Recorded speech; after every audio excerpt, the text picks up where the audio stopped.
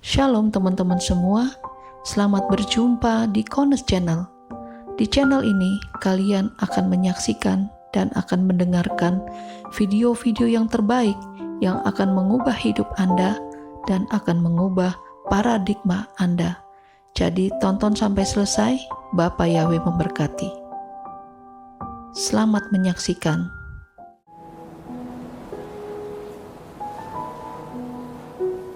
Ibrani yang benar. Karena ini merupakan kunci yang harus kita betul-betul pahami. Excuse me. Di dalam pola akar Ibrani yang benar ini kaya raya, dan di luar akar pola Ibrani yang benar itu sedikit. Bahkan acak-acakan, amburadul, potong kanan, potong kiri, akhirnya nggak dapat apa-apa. Ya. Itu kan kebenaran pola Ibrani, kita juga harus mengenal 22 huruf Ibrani. Ya. Udah huruf Ibrani, dan jangan pernah lupa juga, jadi kita harus kenal mengenai 22 huruf Ibrani dari Alef sampai Taf, ya. Dan di dalam 22 huruf Ibrani ini juga ada piktograf, yaitu huruf yang bergambar, dan Bapak Yahweh juga menggunakan hal ini untuk berbicara di tengah-tengah kita semua. Serta angka gematria yang merupakan angka kepastian yang Bapak Yahweh berikan, karena ini ajaib sekali. Dengan angka gematria maka kita bisa melihat pola ketepatan yang Bapak Yahweh berikan di dalam kehidupan saudara dan saya di dalam zaman akhir yang ajaib ini, untuk mempersiapkan saudara menjadi mempelai-mempelai Yeshua HaMashiach akan masuk dalam rapture, sehingga kita boleh berjaga-jaga. Dan ini merupakan satu kesatuan, ya, sehingga tidak bisa dipisahkan satu sama lain kebenaran-kebenaran ini. Jangan lupa bahwa prinsip nubuat adalah pola. Ini sangat penting. Berulang-ulang kali saya sudah katakan, saudara harus memahami bahwa prophecy is a pattern. Nubuat adalah pola, ya. Dan juga saudara jangan lupa mengenai satuan waktu Bapak Yahweh adalah angka 7, Zion, ya. Ini sangat penting sekali untuk dapat melihat di mana posisi kita sekarang dan kedepannya kita akan mengalami apa, ya, karena Bapak Yahweh menggunakan pola di dalam berhubungan dengan dunia kita sekarang ini, ya. Dan Bapak Yahweh bekerja melalui pola itu, dan polanya tetap, ya, polanya tetap. Dari situlah kita dapat dipersiapkan dengan luar biasa menjelang rapture yang sudah semakin lama semakin dekat. Ya. Saya akan berikan mengenai bagian kemah suci terlebih dahulu, supaya betul-betul saudara, paling tidak sebelumnya mungkin saudara tidak pernah mendapatkan mengenai pengajaran kemah suci, dan hari ini saudara bisa mendapatkan apa itu kemah suci. Kemah suci ini adalah tempat kediaman di mana Bapak Yahweh akan berdiam di tengah-tengah umatnya. Itu prinsip utama, ya. Prinsip utamanya adalah Bapak Yahweh mau tinggal di tengah-tengah umatnya. Dan ini merupakan sangat penting. Mengapa? Kalau sampai Bapak Yahweh tidak tinggal di tengah-tengah umatnya, maka bumi ini akan hancur. Hancur. Mengapa? Karena bumi sudah jatuh dalam dosa. Ya, dosa itu dibawa masuk oleh Adam dan Hawa, dan setan mengambil kontrol sistem dunia ini.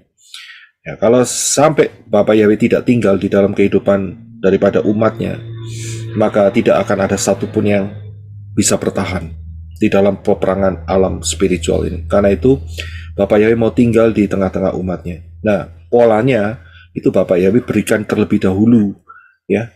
Mulai dari imam-imam Lewi, dari suku Lewi, kemudian dibentuklah imam-imam keimaman Lewi, dan kemudian dibentuklah dibangunlah kemah suci, ya. Dan ini sebetulnya untuk kita mengambil makna rohaninya, ya, makna rohaninya yang betul-betul luar biasa. Ini adalah pictures atau foto, ya, gambar. Tapi hari ini saudara dan saya itu sudah mengalami realitanya. Ini, ya, jadi kita harus paham. Jadi kita tidak lagi hidup di dalam foto, tetapi kita hidup di dalam realita yang sesungguhnya. Nah, sebelum mencapai realita yang sesungguhnya, maka Bapak Yahweh menggunakan gambaran-gambaran, pictures, lambang-lambang, Ya, nah kita bisa belajar dari lambang-lambang ini, ya, tapi kita tidak boleh kembali, ya, untuk melakukan apa yang di dalam gambar itu. Ya, kalau kembali berarti saudara menghina karya Yesua, ya. Mengapa? Ya, jelas karena kalau kita kembali menyembelih domba, nah, sedangkan darah domba tidak bisa menghapus dosa, hanya menutup. Sedangkan kita sekarang darah domba sudah darah domba anak domba yaitu Yeshua HaMashiach sudah menghapus, ya, menyucikan kita dari segala dosa. Jadi kita nggak bisa kembali. Ya, kita bisa mempelajarinya, boleh, ya, akan tetapi untuk kembali tidak boleh. Ya, itu harus kita pegang. Nah, kemah suci ini terdiri dari dua bagian, bagian luar dan bagian dalam. Bagian pelataran dan bagian yang ada di tudung itu adalah kemah pertemuan. Pelataran itu yang ada di luar, ya. Disinilah domba-domba, lembu, kambing, burung merpati itu disembelih. Ya, ini pelataran. Kemudian yang di daerah tudung itu adalah namanya kemah pertemuan. Ya, tabernakel. Ya, jadi tabernakel itu adalah kemah pertemuan. Kenapa disebut kemah pertemuan? Karena disitulah Bapak Yahweh bertemu dengan manusia. Itulah alasannya menggunakan kata kemah pertemuan. Ya, jadi sudah paham. Jadi bertemu. Nah, di dalam kemah pertemuan ini dibagi menjadi dua bagian, yaitu ruang kudus dan ruang maha kudus. Nah, kita lihat bagiannya terlebih dahulu ya. Pelataran yang kita sudah lihat gambarnya di atas tadi, itu bagian luar setelah masuk di dalam pintu. Ingat, pintunya cuma satu. Ya, sorry, saya agak suara saya serak hari ini. Pelataran, untuk masuk dalam pelataran itu hanya satu pintu. Nah, kemah suci ini berbicara mengenai kerajaan Shamayim. Ya, untuk masuk di dalam Shamayim, proses keselamatan dalam Shamayim itu hanya melalui satu pintu, yaitu Yeshua HaMashiach. Karena itu Yeshua berkata, "Akulah pintu." Ya, kalau ada yang mau masuk tanpa melalui pintu, itu namanya maling, ya. Nah, maling itu pasti dapat hukuman. Ya, hukumannya di mana? Di lautan api. Jadi harus masuk melalui pintu. Tidak mungkin maling akan diterima, ya. Jadi harus melalui Yeshua HaMashiach. Mau masuk Shamayim tidak mengakui Yeshua HaMashiach, ya, itu sama saja dengan yang namanya bunuh diri. Mengapa? Karena pasti akan ditolak. Menolak Yeshua tidak mungkin masuk Shamayim. Ya, ingat, menolak Yeshua tidak mungkin masuk Shamayim. Ini jelas. Ingat ya, Yeshua bukan Yesus. Saudara sudah betul-betul mahir, saudara sudah expert, sudah paham beda antara Yeshua dan Yesus. Ya, saya harus betul-betul paham. Hanya Yeshua, Yod Shin Waw Ayin. Karena Yod Shin Waw Ayin, Yeshua itu adalah Bapak Yahweh sendiri di dalam rupa manusia. Jadi masuk pintu. Kemudian setelah masuk pintu, di sana ada mezbah korban bakaran. Saudara mempelajari kemah suci ini, bagi yang belum mempelajarinya, yang di luar sana yang mendengar sekarang, saudara harus mempelajari dari session yang pertama. Kita sudah di session ke-12. Ya, jadi saudara harus kembali dulu satu persatu, ya. Dari session pertama, 2, 3, 4, dan terus. Nanti saudara akan terbangun pikiran saudara sesuai dengan daftar Elohim. Jangan lompat-lompat, saudara. Wah, saya suka yang nomor 11, saya suka nomor 7, lompat-lompat gitu ya, kayak walang kadung. Ya, lompat sana, lompat sini, nggak dapat apa-apa, saudara. Ya, jadi harus ditata. Hidup ini kan harus ditata. Ya, jadi coba saudara menatanya dengan session yang pertama sampai session 12 ini, ya, dan seterusnya. Ini masih mungkin ada beberapa session ke depan mengenai tabut perjanjian ini. Ya, jadi harus ditata. Jadi saudara jangan lompat-lompat kayak kodok gitu ya. Lompat sana, lompat sini, pasti nggak dapat apa-apa. Bingung sendiri, akhirnya males dengerin. Nah, tapi kalau saudara menata dengan baik, maka saudara akan melihat keindahan yang luar biasa. Nah, saya lanjutkan. Setelah dari mezbah korban bakaran, kita ketemu dengan benda kedua, yaitu bejana pembasuhan. Ya, ini bejana pembasuhan. Dua-duanya terbuat dari tembaga. Dan setelah itu kita harus masuk ke dalam kemah pertemuan. Nah, di dalam kemah pertemuan ada 3 benda. Kemah pertemuan ini dibagi menjadi 2 ruangan, yaitu yang pertama adalah ruang kudus atau ruang suci, dan di dalamnya ada 3 benda, yaitu yang pertama adalah menorah, ya. Kemudian yang kedua adalah meja roti sajian, yang ketiga adalah mezbah dupa, dan di ruangan yang terakhir, yang paling dalam, itu adalah ruang maha kudus, ruang kudus, ruang suci. Dan di sini hanya ada 1 benda, yaitu tabut perjanjian. Nah, kita sudah bahas ini semua. Jadi hari ini kita akan membahas mengenai tabut perjanjian, ya. Nah, jadi materi kita hari ini adalah mengenai kemah suci, session yang ke-12, rahasia rumah masa depan. Ya, mengapa saya bilang rahasia? Ingat, Yeshua berkata, kepadamu diberikan rahasia kerajaan Elohim, tetapi kepada yang lain tidak. Untuk yang lain yang di luar akan diberi bagian, yaitu perumpamaan, parables, ya, perumpamaan. Yeshua hanya berbicara sebagai perumpamaan. Karena itu banyak, kalau saudara lihat di luar sana, pembicara-pembicara itu ngawur, ya, arahnya itu ngawur kanan, ngawur kiri, ya, bulat, enggak karu-karuan. Karena apa? Ya, karena mereka tidak mau tunduk kepada pola yang benar. Ya, mereka tidak mau merendahkan hati, mereka maunya seenaknya sendiri, mereka potong-potong ayat, ya, akhirnya mereka membangun opini sendiri, ya, dan itu di luar konteks daripada pola yang telah ditetapkan sama Bapak Yahweh. Nah, apa yang kita pelajari di sini adalah sebuah pattern pola yang sudah betul-betul solid. Karena apa? Karena yang pertama adalah ayat-ayat itu integrated satu sama lain. Itu yang saya atas anugerah Bapak Yahweh, saya diberi kesempatan untuk bisa memberikan itu buat saudara. Ya, jadi sudah integrated. Kemudian yang kedua adalah punya pattern, punya arah yang betul-betul sudah betul-betul solid dan didukung dengan ayat-ayat yang integrated satu sama lain. Jadi saya tidak potong ayat, saudara.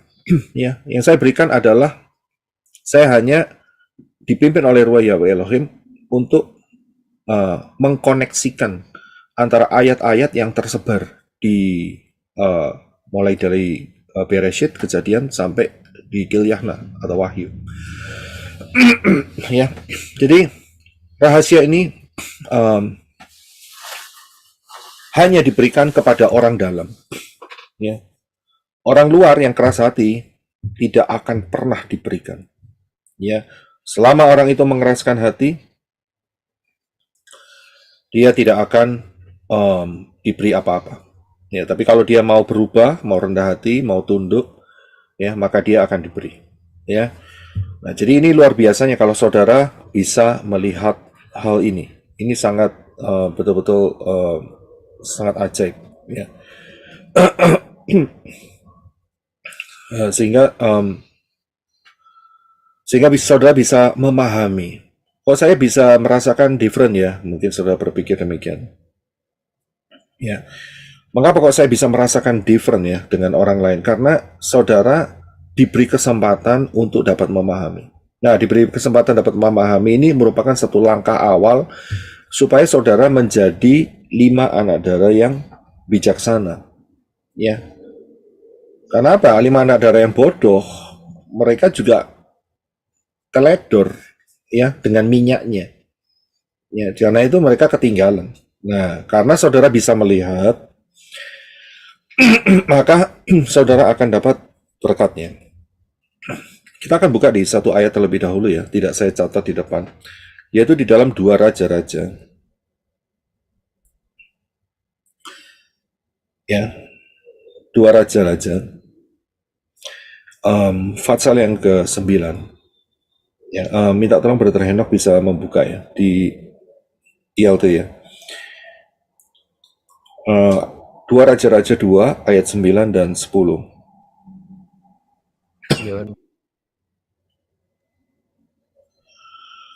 Ayat 9. Ya. Dan aku telah menyerahkan keluarga Ahab sama seperti keluarga Yerobeam. 2 Raja-Raja. Oh, oke. 2 Raja. Ayat 9, 2 Raja-Raja, pasal 2. Maka terjadilah ketika mereka sudah menyeberang, Elia berkata kepada Elisa, mintalah apa yang dapat aku lakukan bagimu sebelum aku terangkat daripadamu. Dan Elisa menjawab, biarlah kiranya aku mendapat 2 bagian dari rohmu. 10. Dan Elia berkata, engkau telah meminta sesuatu yang sulit. Jika engkau dapat melihat aku terangkat daripadamu, terjadilah itu bagimu. Dan jika tidak, itu tidak akan terjadi. Ya, terima kasih. Kalau saya lihat di sini ada satu perjalanan di mana Elia itu akan diangkat oleh Bapak Yahweh ke Shamayim melalui rapture. Dan saat itu dia ditemani oleh Elisa. Ya, saat itu Elia bertanya kepada Elisa, kamu minta apa? Karena selama ini dia menjadi tangan kanannya, dia menjadi hambanya yang senantiasa dengan setia mengikuti. Dan Elia minta tidak macam-macam. Lihat satu hal yang dia lihat selama dia mengikuti perjalanan. Elisa minta sesuatu yang dia lihat di dalam perjalanannya mengikuti Elia. Yaitu dia minta 2 bagian dari pengurapan Elia. Dan Elia bilang, permintaanmu itu sulit. Ya, nggak gampang. Tapi ada caranya. Kalau kamu bisa melihat, kamu akan dapat. Nah, kalimat ini yang saya akan berikan kepada saudara. Kalau saudara bisa melihat planning rapture, ya, untuk saudara di zaman akhir ini, ya, kalau saudara bisa melihat, saudara meresponi dengan benar, saudara akan dapat. Ini anugerah yang luar biasa. Saya bisa lihat di sini. Ada banyak yang tidak bisa lihat. Ada banyak pengajaran di sana yang bingung mengenai rapture. Nggak percaya rapture-nya terjadinya entah kapan, ya, bingung. Tapi saudara bisa mendapatkan dengan jelas sekali. Bahkan kebingungan di orang luar itu mereka berpikir bahwa karena waktunya tidak ada satupun yang tahu. Bolak-balik dibujui setan dengan ayat itu. Bolak-balik. Ya. Banyak yang di sana. Jutaan, bahkan milianan, bahkan tidak tahu berapa yang tertipu di luar sana. Gara-gara satu ayat itu. Karena setan pakai ayat itu. Tapi kalau saudara bisa melihat apa yang menjadi pola yang telah Bapak Yahweh tetapkan, berarti saudara akan mendapatkan kesempatan untuk dapat masuk di dalam rapture yang luar biasa ini. Mengapa? Karena saudara bisa melihat, asal saudara fokus. Dikatakan di sini kepada Elia ngomong sama Elisa, kalau kamu bisa melihat aku terangkat, kamu dapat. Saya bisa lihat di situ. Jadi fokus Elisa itu nggak boleh meleng. Tahu ya meleng ya? Meleng itu apa bahasa Indonesia ya? Nggak boleh. Lengah. Nggak boleh terarah ke pandangan. Lengah. Lenger, Pak. Lenger. Ya, lengah. Ya, tidak boleh lengah. Lenger. Ya, alil. Kita mute semua terlebih dahulu. Ya, asal saudara tidak lengah. Ini dia. Betapa pentingnya tidak boleh lengah dalam masa-masa ini. Maka saudara akan masuk di dalam golongan 5 anak darah yang bijaksana dan masuk di dalam pesta kawin anak domba. Jangan lengah. Ya. Jangan lengah. Ini penting sekali. Oke. Nah, penyingkapan David Elohim di tahun bukan 23 ya. Tak betulin dulu. 2024 kita sudah masuk.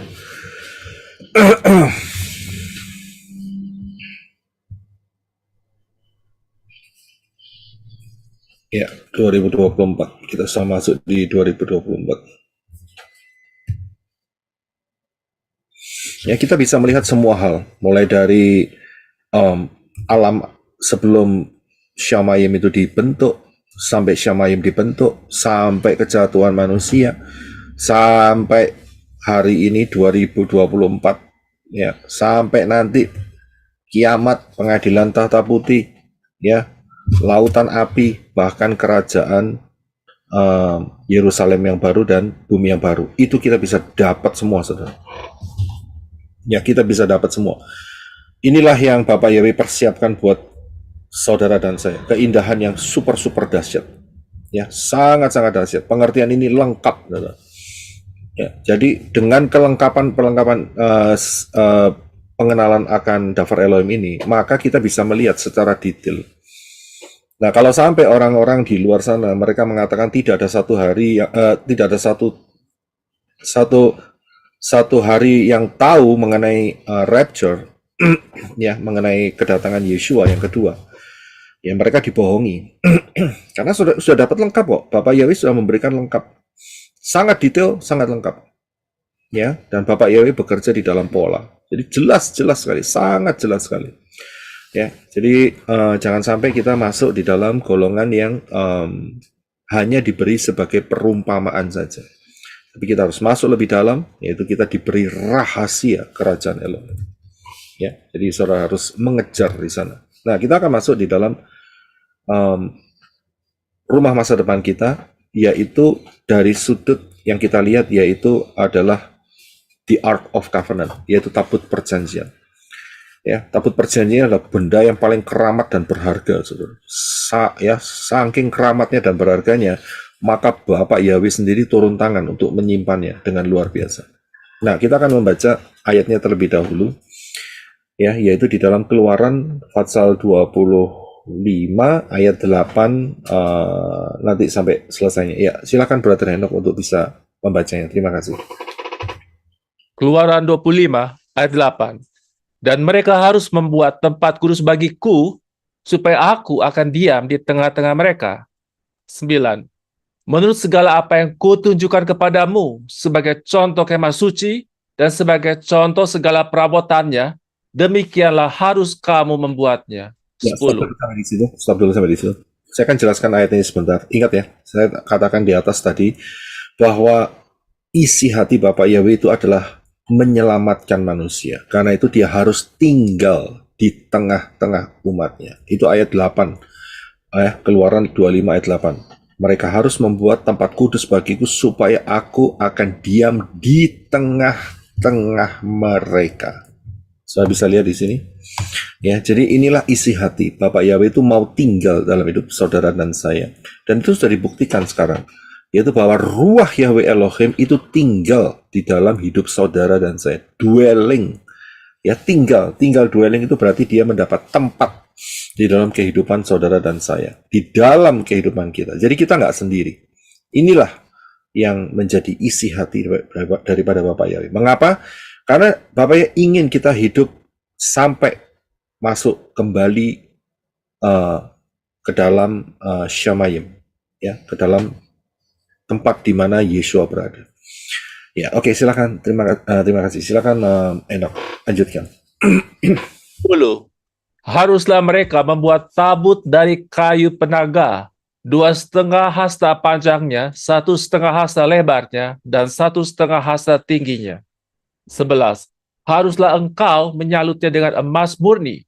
Dari dalam dan dari luar engkau harus menyalutnya, dan di atasnya harus kau buat bingkai emas sekelilingnya. 12. Haruslah engkau menuang 4 gelang emas untuk tabut itu, dan pasanglah gelang itu pada keempat penjurunya, yaitu 2 gelang pada rusuk yang satu, dan 2 gelang pada rusuknya yang kedua. 13. Engkau harus membuat kayu pengusung dari kayu penaga dan menyalutnya dengan emas. 14. Haruslah engkau memasukkan kayu pengusung itu ke dalam gelang yang ada pada rusuk tabut itu, supaya dengan itu tabut dapat diangkut. 15. Kayu pengusung itu haruslah tetap tinggal dalam gelang itu, tidak boleh dicabut dari dalamnya. Dalam tabut itu haruslah kau taruh loh hukum yang akan kuberikan kepadamu. 17. Juga engkau harus membuat tutup pendamaian dari emas murni, 2,5 hasta panjangnya dan 1,5 hasta lebarnya. 18. Dan haruslah kau buat 2 kerub dari emas. Kau buatlah itu dari emas tempaan pada kedua ujung tutup pendamaian itu. 19. Buatlah 1 kerub pada ujung sebelah sini dan 1 kerub pada ujung sebelah sana. Seiras dengan tutup pendamaian itu, kamu buatlah kerub itu di atas kedua ujungnya. 20. Kerub-kerub itu harus mengembangkan kedua sayapnya ke atas, sedang sayap-sayapnya menudungi tutup pendamaian itu, dan mukanya menghadap kepada masing-masing. Kepada tutup pendamaian itulah harus menghadap muka kerub-kerub itu. 21. Haruslah kau letakkan tutup pendamaian itu di atas tabut, dan dalam tabut itu engkau harus menaruh loh hukum yang akan kuberikan kepadamu. 22. Dan di sanalah aku akan bertemu dengan engkau. Dan dari atas tutup pendamaian itu, dari antara kedua kerub yang di atas tabut hukum itu, aku akan berbicara dengan engkau tentang segala sesuatu yang akan kuperintahkan kepadamu untuk disampaikan kepada orang Israel. Ya, haleluya, terima kasih. Saudara bisa lihat, ini adalah ayat-ayat di mana kita bisa melihat tabut itu dibentuk, tabut itu dibuat. Ingat, semua perkakas, semua peralatan, semua desain kemah suci itu adalah contoh dari Syamayim. Ya, contoh dari Syamayim. Dan ini powerful sekali, saudara. Saudara sudah belajar dari dari session yang pertama sampai session yang ke-11, saudara bisa melihat keajaiban-keajaibannya. Ya, inilah Syamayim yang ada di atas bumi. Ya, inilah perwakilan Syamayim. Luar biasa, saudara. Ya, karena itulah sebetulnya ini betul-betul berharga sekali pengertian-pengertian ini. Ya, dan Bapak Yahweh memberikan itu secara detail. Nah, kita akan masuk mengenai tabut perjanjian ya. Kita masuk dalam tabut perjanjian. Nanti kita akan lihat di session yang berikutnya untuk lebih detailnya ya. Tapi kita akan melihat hal ini terlebih dahulu. Yaitu bahwa di dalam Keluaran 25 ayat 10 dan 11 dikatakan kamu harus membuat tabut itu dari kayu penaga dengan ukuran yang sudah Bapak Yahweh tetapkan. Ya, dari kayu, dan setelah itu disalut dengan emas murni dari dalam dan dari luar. Jadi kayunya itu nggak kelihatan, gitu maksudnya. Ya, jadi beda dengan kerub yang ada di atasnya, itu dari emas tempaan. Ngerti ya? Kalau dikatakan emas tempaan itu jadi dari emas satu bongkah gede. Ya, ya itu sebetulnya emas kecil-kecil dulu dicor begitu lah ya. Dicor begitu jadi satu bongkah besar, kemudian ditempa, ditatah. Ya, dibentuk menjadi bentuk kerub. Ya, itulah yang disebut sebagai emas tempaan.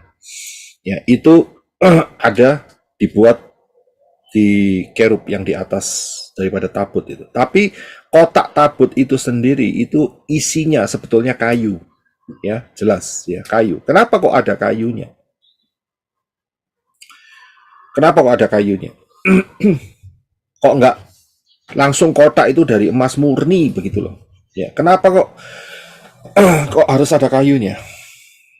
Siapa yang mau coba menjawab? Silakan. Ya, karena kayu itu menggambarkan kehidupan manusia itu sendiri, Pak Yosef. Kayu menggambarkan kehidupan manusia. Oke, kita tampung dulu. Apalagi? Kenapa kok ada kayunya? Kan mestinya bisa kan ya? Kalau mau dari emas tempaan murni kan bisa. Bisa, sangat-sangat bisa. Lawang apa itu namanya? Menorah itu dari emas tempaan, saudara. Menorah yang gambarnya di belakang saya ini itu dari emas tempaan murni, jadi ditempa sehingga terbentuk seperti itu. Nah, kenapa kok tabut ini ada kayunya, gitu? Ada lagi yang mau memberikan masukan, jawaban? Karena ini untuk sementara di bumi ini Pak, nanti aslinya ada di Samayim kali begitu Pak. Oke, terima kasih Pak Budiman. Kita tampung. Ada lagi yang mau coba untuk menjawab, mengapa ada unsur kayu? Saya mau coba jawab Pak Roy. Silakan bro. Supaya ada perpaduan Pak antara emas dan kayu, dan supaya bisa menambah kekuatannya atau lebih kokoh. Lebih kokoh. Oke, kita tampung. Terima kasih Brody. Silakan, ada lagi yang mau mencoba untuk silakan Pak. itu gambaran daripada Bapak Yahweh mau tinggal di dalam manusia. Kayu itu gambaran manusia, dan tabut lo batu kedua lo batu dan atribut yang lain itu adalah gambaran dari Bapak Yahweh. Oke, baik, kita akan tampung dulu. Ya, masih ada yang mau mencoba untuk menjawab mengapa ada unsur kayu? Ada? Oke, baik. Saya akan kembali. Kita ikutin saja. Saudara akan melihat jawaban saudara, ya. Oke, kita akan mute terlebih dahulu ya, semua ya.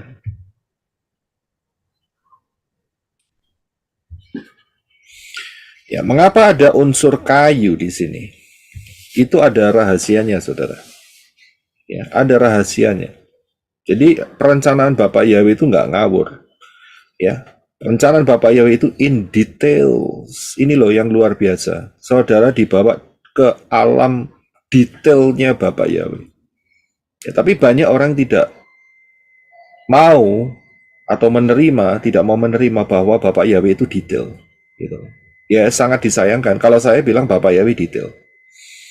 Ya, itu luar biasa sekali. Itu keindahan yang dahsyat. Mengapa ada unsur kayu? Kita coba lihat di dalam satu ayat terlebih dahulu, yaitu di dalam Markus pasal 8 ayat 22 sampai 24. Silakan Brother Enoch.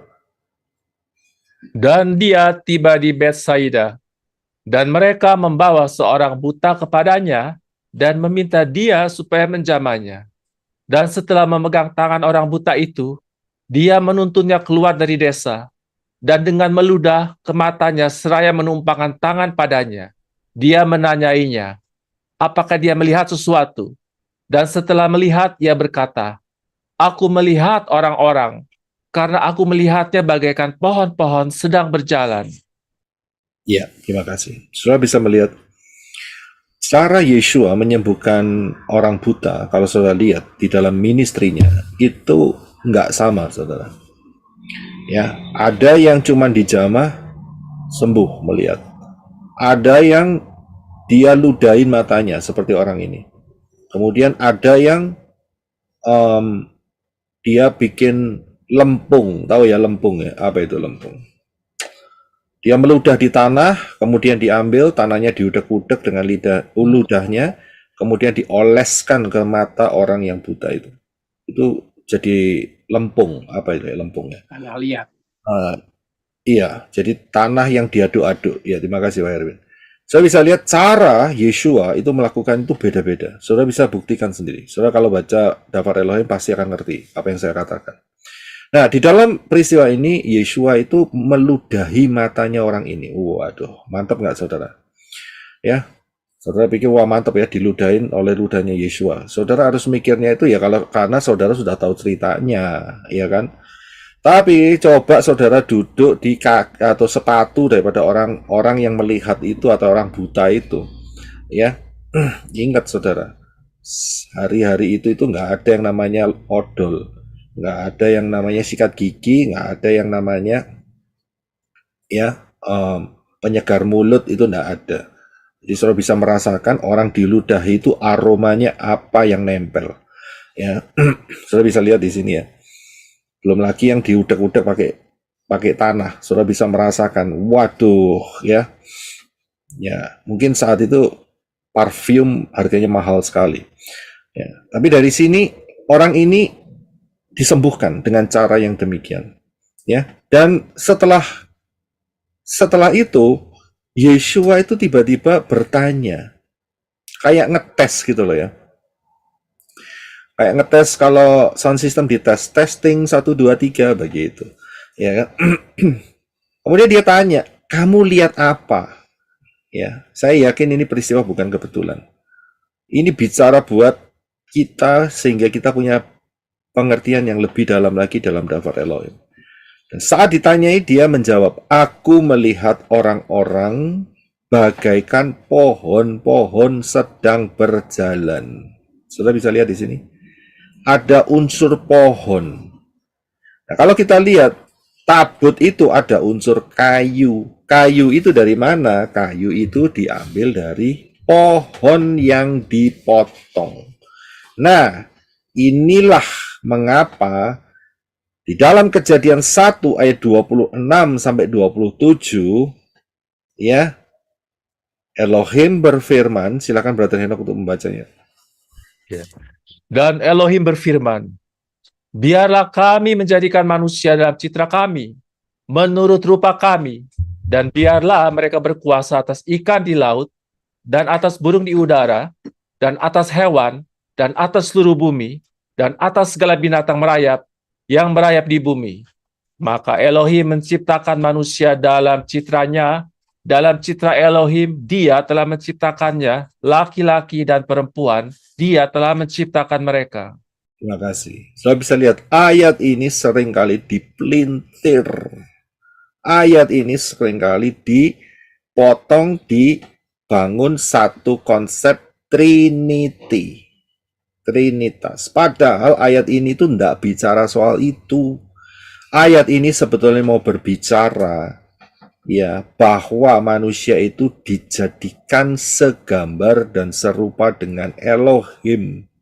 Saya bisa lihat, padahal manusia itu ada unsur pohon, ada unsur kayu.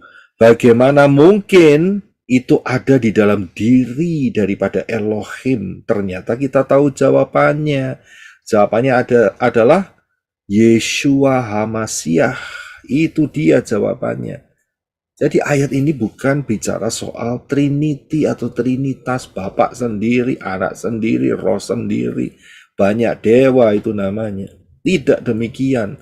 Tetapi di dalam planning Bapak Yahweh untuk manusia itu ada unsur yaitu Yeshua HaMashiach, karena Yeshua adalah firman dan Yeshua sendiri mengenakan tubuh manusia ya, karena Bapak Yahweh telah menjadi serupa dengan manusia gitu loh ya kan. Inilah yang menjadi konteks ya, ide daripada ayat ini, disuruhnya Moshe untuk menuliskan, biarlah kami menjadikan manusia di dalam citra kami menurut rupa kami.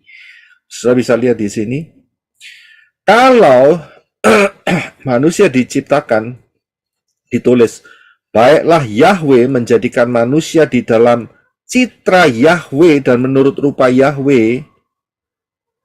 Kira-kira benar nggak? Apa yang saya katakan? Nggak benar. Mengapa nggak benar? Karena Yahweh itu roh, Pak. Karena Yahweh itu roh. Saya bisa lihat. Dan Yahweh sudah tahu bahwa manusia ini pemberontak. Gak akan jatuh. Karena itu juga Bapak Yesus sudah melihat dari jauh bahwa dia harus turun sebagai manusia. Sama seperti saudara. Ya, sehingga dapat menyelamatkan saudara dan saya. Dan setelah itu, setelah proses penyelamatan itu selesai, Yeshua yang adalah Bapak Yahweh sendiri kembali di dalam tubuh kemuliaan. Nah, kemuliaan Yahweh itu adalah emas. Karena itu tabut perjanjian itu ada unsur kayu dan emas. Adalah rencana Bapak Yahweh, saudara dan saya, manusia itu dikasih tubuh kemuliaan, tapi nggak semua mau. Ingat ya, tidak semua mau. Ini pilihan ya. Ini pilihan. Tidak semua mau. Mengapa? Karena tidak semua mau menerima darah Yeshua. Siapa yang tidak mau terima darah Yeshua, tidak akan pernah mengenakan tubuh kemuliaan. Nah, kalau gitu pakai tubuh apa? Kalau nggak pakai tubuh kemuliaan, siapa yang mau jawab? Tubuh yang fana. Tubuh yang fana. Tubuh fana sudah hancur kena api. Tubuh apa? Pak Budiman, tubuh apa? Tubuh jasmani, Pak. Kalau tubuh jasmani sudah mati, nanti di dalam kubur. Manusia yang tidak mau menerima tubuh kemuliaan akan menerima tubuh kehinaan. Ada saudara tubuh kehinaan. Ya, itu ada.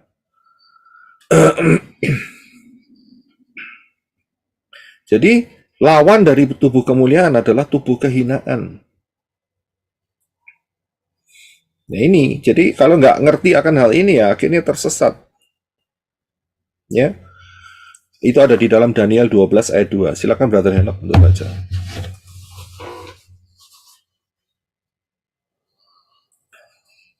Daniel 12 ayat 2. Daniel 12 ayat 2. Dan banyak di antara orang-orang itu yang tidur di dalam debu tanah akan bangun. Sebagian untuk mendapat hidup yang kekal, sebagian untuk menjadi malu dan kejijikan yang kekal. Ya, itu bahasa ILT-nya. Bahasa LAI-nya adalah untuk mengalami kehinaan dan kengerian yang kekal. Jadi ada tubuh kejijikan, tubuh kehinaan. Ini adalah lawan daripada tubuh kemuliaan yang masuk di dalam hidup yang kekal. Ya, paham di sini. Jadi saya sudah ajarkan ini kalau nggak salah di dalam Pengadilan Tahta Putih. Coba saudara lihat di sana pengajaran ini. Ya, jadi ini adalah rencana daripada Bapak Yahweh untuk saudara pakai tubuh kemuliaan, dan itu sudah dibuktikan, yaitu Henok, Elia, kemudian Moshe, ya. Moshe sempat mati, Bapak Yahweh menguburkan, dibangkitkan, dan ketemu dengan Yeshua di Mount of Transfiguration. Ya. Kemudian semua orang yang ada di pangkuan Abraham. Nah, ini kita bisa lihat semua. Ya, ini waktunya beda-beda loh. Henok sendiri waktunya, ya. Kemudian Elia sendiri, zaman Yeshua sendiri. Tapi sama konsepnya, tubuh kemuliaan. Ya. Jadi inilah rencana Bapak Yahweh di dalam manusia, yaitu pakai tubuh kemuliaan seperti siapa? Seperti Yeshua. Jadi kalau pohon tadi, orang buta lihat pohon, itu masih bahan baku, ya, bahan kasar, bahan mentah. Hanya ada dua pilihan, mau diproses atau menolak untuk diproses. Mau menerima darah Yeshua atau menolak darah Yeshua. Saudara bisa lihat. Jadi beda. Kalau nggak mau diproses, keselamatan hanya satu, masuk melalui Yeshua, bukan Yesus. Nggak mau, ngotot, tetap pakai Yesus. Ya, berarti dia tidak mau diproses. Ujungnya akan dibuang di mana? Di lautan api. Jelas. Matius 3 ayat 10. Kalau mau diproses akan menjadi bejana-bejana yang berharga. Matius 3 ayat 10, silakan Brother Enoch. Sekarang juga kapak telah tersedia pada akar pohon. Karena itu, setiap pohon yang tidak menghasilkan buah yang baik akan ditebang dan dilemparkan ke dalam api. Terima kasih. Sudah bisa lihat di sini. Kalau tidak mau diproses sehingga menghasilkan buah yang baik, ditebang. Bukan cuma ditebang, dilempar ke dalam api. Saudara jangan mengelak. Mana api, lautan api yang nggak ada? Loh, saudara jangan ngomong seperti itu. Banyak ayat-ayatnya. Ya. Wahyu 20. Siapa yang namanya tidak tertulis dalam kitab kehidupan akan dilempar ke dalam lautan api untuk selama-lamanya. Jadi penting sekali. Sangat-sangat penting sekali kalau mau dibentuk dan diproses. Dan dibentuk diproses ini bukan sekali jadi, saudara, enggak. Kayunya dipotong dulu, kemudian diasah dulu, kemudian dibersihkan dulu, kemudian banyak prosesnya, akhirnya terbentuk. Jadi ingat, proses keselamatan adalah sebuah proses. Ya, adalah sebuah proses. Dan di dalam proses inilah yang berbahaya. Dan banyak orang tidak mau menerima hal ini. Mereka bilang, sekali selamat tetap selamat. Ngawur. Ya, ngawur sekali. Nah, setelah diproses baru jadi. Ya, baru jadi, yaitu dapat terima tubuh kemuliaan. Prosesnya sama. Henok diproses, Elia diproses, Elisa diproses, Moshe diproses, semua diproses. Ada yang nggak mau diproses? Ya nggak jadi apa-apa. Setelah diproses ya akhirnya Matius 27 ayat 53. Dan setelah kebangkitan Yeshua, mereka pun keluar dari kubur, lalu masuk ke kota kudus yaitu Yerusalem dan menampakkan diri kepada banyak orang. Dapat tubuh kemuliaan. Saya bisa lihat. Jadi manusia itu harus melalui proses. Karena apa? Karena manusia telah jatuh dalam dosa. Adam dan Hawa Proses pertama langsung TKO, ya, technically knockout langsung, ya, kena tinju, geletak, ya, geletak, aduh, geletak itu apa ya? Bahasa Indonesia, translator bahasa Indonesia, geletak. Rebah, Pak. Baring. Rebah, Pak. Tumbang. Tumbang. Terima kasih. Terkapar, Pak. Ya, terkapar. Kapar. Terkapar. Ya, langsung KO, knockout, saudara. Baru ronde pertama belum selesai, knockout sudah kena sama setan. Ya, sehingga hilang kemuliaannya. Karena itu dia harus proses. Dalam prosesnya mau nggak untuk terima Yeshua, Yotsin bawa ayin. Kalau mau, ya baik. Kalau nggak mau, ya ujung-ujungnya dibuang lautan api. Yaitu tubuh kehinaan, tubuh kejijikan. Itu ngeri, saudara. Tapi kalau mau menerima, beriman menerima, maka ya dia dijadikan manusia Elohim terlebih dahulu. Dia nggak langsung masuk Yerusalem baru atau Firdaus, tidak. Tapi harus proses dulu, saudara. Ingat loh, proses loh. Ya. Nah, kalau mau diproses, jadi manusia Elohim, makan tubuh Yeshua, minum darahnya, maka dapat yang namanya tubuh kemuliaan. Jelas banget loh ini di sini. Ya. Sangat clear, sangat jelas loh. Rencananya Bapak Yahweh itu in details. Kalau saya nggak percaya in details, ilmuwan sekarang sudah menemukan bahwa di DNA saudara itu ada nama Yahweh. Betul kan? Sudah tahu? Ada klipnya? Banyak. Sudah. Di DNA saudara itu loh, ada ya gematrianya, angka gematrianya Bapak Yahweh. Ya, 51056. Yod He Waw He. Ya, itu ada di situ. 105 106, sorry. Yod He Waw He. Ya, itu detail berarti. Karena itu saudara 10565, Pak. ya 10565, sorry.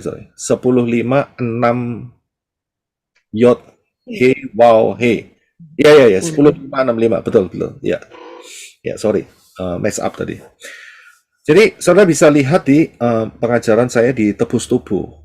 Ya, ini sangat powerful sekali pengajaran ini. Kemudian juga di dalam tubuh kemuliaan. Saya sudah berikan beberapa banyak pengajaran yang membuktikan dari ayat-ayat Dafar Elohim bahwa Bapak Yahweh punya rencana buat saudara dan saya itu in details. Dahsyat sekali, sangat-sangat super dahsyat. Ya. Jadi itulah rumah kita masa depan adalah pertama adalah tubuh kemuliaan. Itu rumah masa depan kita. Yang kedua, rumah masa depan bicara mengenai apa lagi? Yaitu Ibrani 11 ayat 8 sampai 10. Silakan Brother Reno. Dengan iman, ketika dipanggil keluar, Abraham taat untuk pergi ke tempat yang akan segera dia terima sebagai milik pusaka. Dan dia pergi dengan tidak mengetahui kemana dia pergi. Dengan iman, dia hidup sebagai orang asing di tanah perjanjian seperti di negeri asing. Dengan tinggal di dalam kemah-kemah bersama Ishak dan Yakub, sesama pewaris dari janji yang sama. Sebab ia menanti-nantikan kota yang mempunyai fondasi-fondasi, yang perancang dan pembangunnya ialah Elohim. Ya, terima kasih. Saudara bayangkan, ini orang zaman kuno, saudara. Ya. Dan dia punya mata spiritual yang luar biasa. Abraham dipanggil Bapak Yahweh, yang dia cari, dia taat, itu karena dia mencari kota yang fondasi perencanaannya, pembangunannya itu dari Elohim. Ada tidak saat itu? Ada tidak? Menurut saudara jawabannya apa? Ada enggak?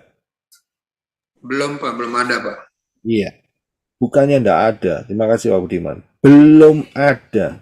Tetapi matanya daripada Abraham ini bisa melihat yang belum ada itu, di balik yang belum ada itu ada sesuatu. Itu dia. Itulah iman Abraham. Dia bisa melihat kota yang akan disediakan oleh Bapak Yahweh. Kota yang luar biasa. Kota loh ini. Ini bukan taman loh ya. Kota. Ya, kalau dia lihat kota di sini, ini bukan berbicara mengenai Firdaus, bukan. Ini dia bicara mengenai apa? Kalau kota tidak lain adalah Yerusalem baru, Pak ya. Yerusalem baru. bayangin saudara. Abraham itu sudah bisa melihat Yerusalem yang baru loh saudara. Kalau sampai hari ini orang nggak bisa lihat konsep mengenai keseluruhan Daftar Elohim, buta dia saya bilang. Ngerti maksudnya? Betul-betul dia dibutakan oleh roh-roh zaman ini. Nggak bisa lihat. Ini Abraham ini hidupnya itu ribuan tahun sebelum Yeshua. Itu sudah bisa lihat. Bayangin saudara. Sebetulnya kita hidup tahun 2024 itu lebih mudah untuk melihat. Karena semuanya udah tertulis, janji-janjinya udah ada, lengkap. Tapi nggak bisa melihat itu banyak orang. Kenapa? Karena roh-roh jahat di dunia ini membutakan mereka. Karena itu bersyukurlah. Saya bersyukur, saudara bersyukur. Kalau kita bisa melihat ini satu anugerah. Persis seperti yang dikatakan oleh Elia. Kalau kamu bisa melihat, kamu dapat. Amin. Kalau kamu bisa lihat, kamu dapat. Asal tidak meleng, ya apa itu? Asal tidak melihat ke yang lain, saudara akan dapat.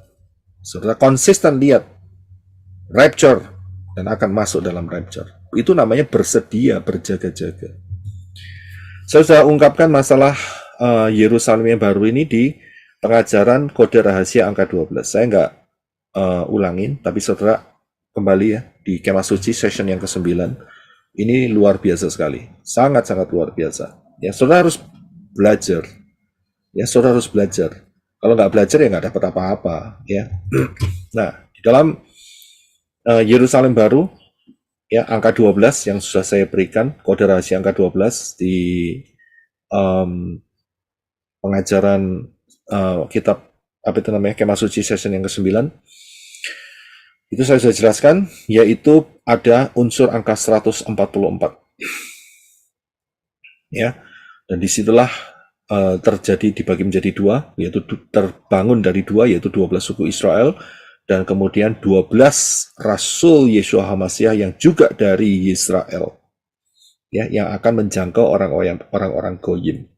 Dan ini berbicara mengenai kota itu yang sudah dilihat oleh Abraham.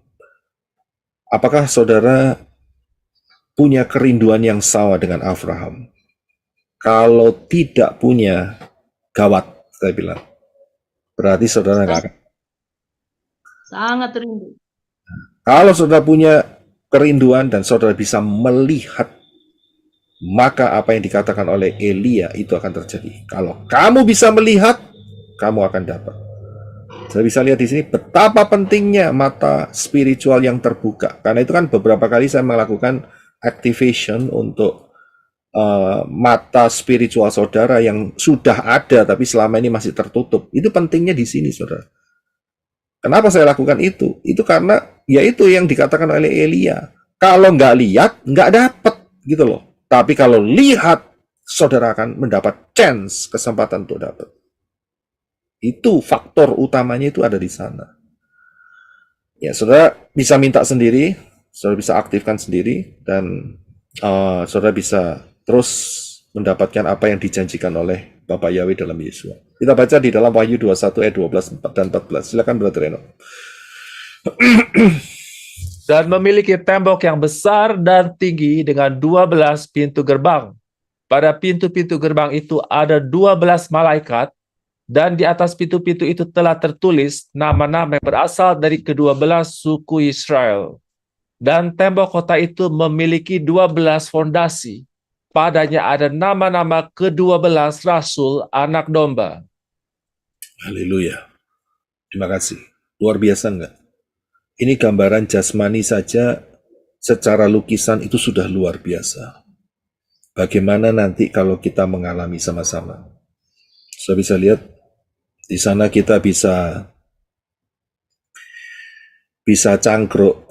Siapa yang tahu arti cangkruk?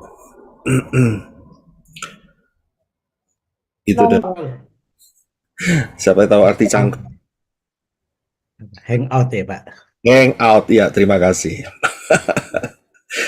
Ada yang nggak ngerti hangout? Hangout masih bahasa Inggris, bahasa Indonesianya. Kumpul sama. Ya. Kopi darat, Pak. Kopi darat, ya betul. Terima kasih, itu bahasa yang terbarunya. Kopi darat. Coba saudara bayangkan.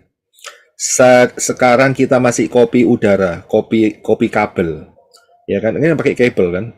Kopi udara, kopi signal. Tapi nanti satu kali nanti kita akan kopi darat, ya, cangkruk hangout. Di mana? Di Yerusalem yang baru. Luar biasa. Kita bisa bersuka cita, kita bisa tertawa dengan luar biasa. Dulunya kita hanya ketemu, di depan kita hanya bertemu dengan laptop dan cellphone masing-masing. Tapi saat itu nanti, dengan tubuh kemuliaan, kita bisa hangout sama-sama. Saudara bisa lihat, saudara bisa merasakan, luar biasa. Dulu kita melihat pakai laptop ini, ya, pakai video call, ya, pakai Zoom, ya kan? Dan nanti kita akan melihat dengan tubuh kemuliaan yang jauh lebih muda, luar biasa, ya, yang rambutnya putih tidak lagi putih lagi, jadi muda, haleluya, ya kan? Kerut-kerut hilang, nah, luar biasa. Kita bisa mengalami satu blessing yang luar biasa, dan bahkan itu untuk selama-lamanya. Saya bisa lihat, saudara bisa merasakan, ya, saudara bisa mengimajinasikannya sekarang. Inilah VR. Saya bisa lihat satu kota yang super dahsyat yang Bapak Yahweh sediakan untuk saudara dan saya. Ya, penuh sukacita, tidak ada lagi kesakitan, tidak ada kematian. Ya, isinya sangat luar biasa. Apa yang tidak pernah timbul dalam pikiran, apa yang tidak pernah timbul dalam hati, itu disediakan oleh Yahweh Elohim bagi mereka yang mengasihi Dia. Ajaib. Ya, saudara bisa melihat, luar biasa. Ya, inilah tempat yang disediakan oleh Yeshua melalui janjinya di dalam Yohanes 14 ayat 2-3. Silakan Brother Enoch. Di rumah Bapakku ada banyak tempat tinggal, dan jika tidak, telah aku katakan kepadamu, aku pergi untuk menyediakan tempat bagimu.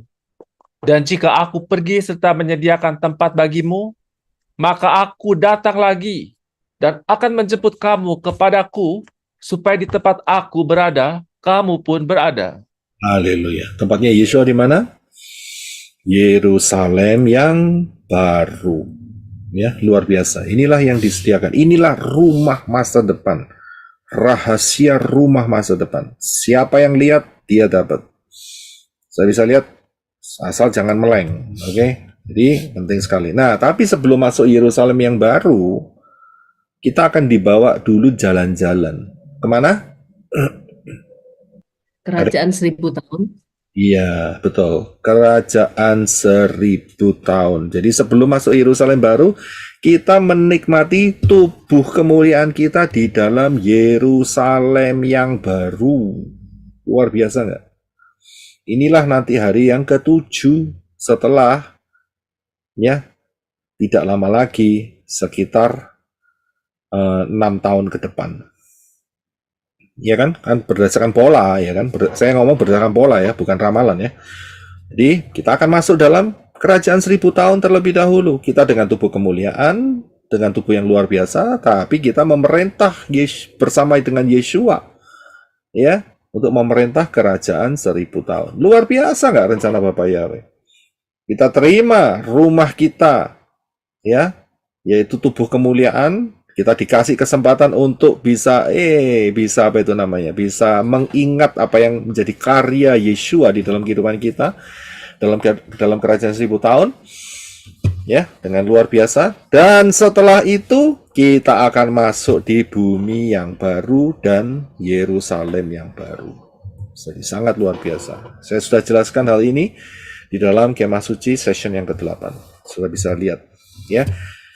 Nanti saya akan lanjutkan mengenai rahasia rumah masa depan, sehingga kita betul-betul dapat menikmatinya. Untuk sementara pakai VR, virtual reality, akan tetapi nanti kita akan mengalami sesuatu yang betul-betul dahsyat, luar biasa. Hari ini kita hampir mencapai 6.000 tahun sejak kejatuhan Adam dan Hawa. Ingat, Bapak Yahweh bekerja di dalam pola, ya, karena itu kita harus berjaga-jaga. Mengapa? Karena kita sudah masuk di dalam putaran 3,5 tahun Shemitah, cycle Shemitah yang pertama. Dengan berdasarkan pola Shemitah, ingat ya, berdasarkan pola Shemitah kita sudah bisa menghitung.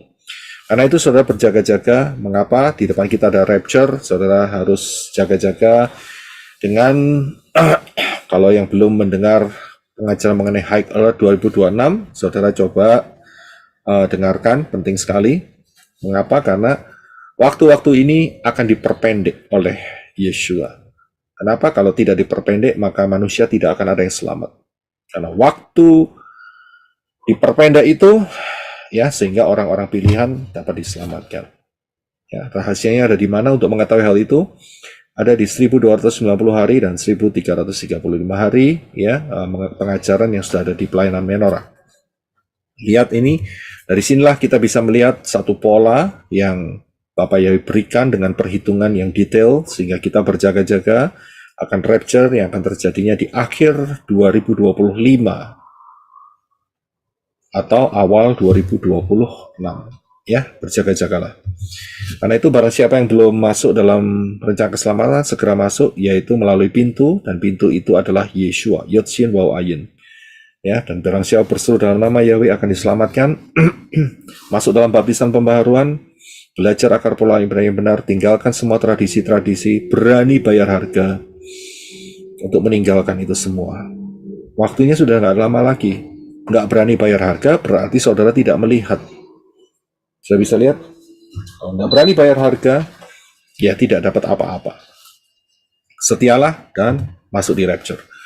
Siapa yang membutuhkan baptisan pembaharuan, saudara bisa menghubungin teman-teman yang sudah siap untuk membaptis saudara. Ya, saudara bisa screenshot dan menghubungi mereka. Ya, Bapak yang berkati.